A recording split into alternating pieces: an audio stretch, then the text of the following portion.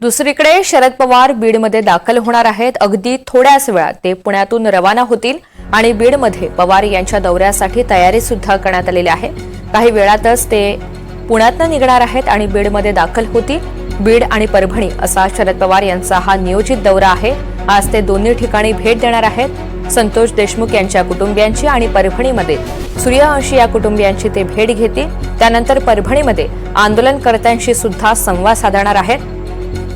मोहसिन शेख या सगळ्या संदर्भात अधिकची माहिती देतील। मोहसिन, बीडमध्ये पवार यांच्या दौऱ्यासाठी तयारी पाहायला मिळते, नेमकं कसं नियोजन आहे? ऋतुजा, नक्कीच 10:15 वाजता जे आहे तर शरद पवार या ठिकाणी पोहोचतील।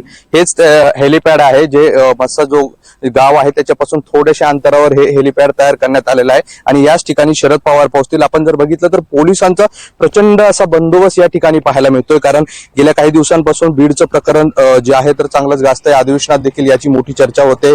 काल देवेंद्र फडणवीस यांनी देखील सभागृहात या सगळ्या गोष्टींचा उल्लेख केला। त्यामुळे या पार्श्वभूमीवर शरद पवारांचा दौरा अत्यंत महत्त्वाचा समजला जातोय आणि काही वेळातच शरद पवार जे आहे तर या ठिकाणी पुण्याहून ते निघतील हेलिकॉप्टरने आणि त्यानंतर ते म्हसाजोग या गावाला पोहोचतील। या ठिकाणी संतोष देशमुख यांच्या कुटुंबियांची ती भेट घेतील आणि त्यानंतर ते परभणीकडे रवाना होतील आणि परभणीमध्ये देखील ते जे आहे तर सूर्यवंशी कुटुंबियांची भेट घेतील। त्यानंतर आंदोलकांशी चर्चा करतील आणि दुपारनंतर शरद पवारांची परभणीमध्ये पत्रकार परिषद देखील होणार आहे। या पत्रकार परिषदेमध्ये शरद पवार बीड प्रकरण आणि परभणी जे प्रकरण आहे यावर जे आहे तर आपलं मत मांडतील, भाष्य करतील। त्यामुळे एकंदरीत शरद पवारांचा आजचा दौरा अत्यंत महत्त्वाचा समजला जातोय आणि त्यांच्या दौऱ्याची तयारी देखील झालेली आहे। हेलिपॅड देखील तयार करण्यात आलेला आहे। मात्र या ठिकाणी पोलिसांचा जो बंदोबस्त आहे तो प्रचंड प्रमाणात आपल्याला या ठिकाणी पाहायला मिळतोय। शरद पवार हे 10 ते 10:15च्या सुमारास या ठिकाणी दाखल होतील आणि त्यानंतर ते नेमकं काय बोलतात हे देखील पाहणं महत्त्वाचं असणार आहे। ऋतुजा, निश्चित त्यांच्या भूमिकेकडे अर्थातच सगळ्यांचं लक्ष लागलेलं आहे। मोहसिन, धन्यवाद सविस्तर माहितीसाठी।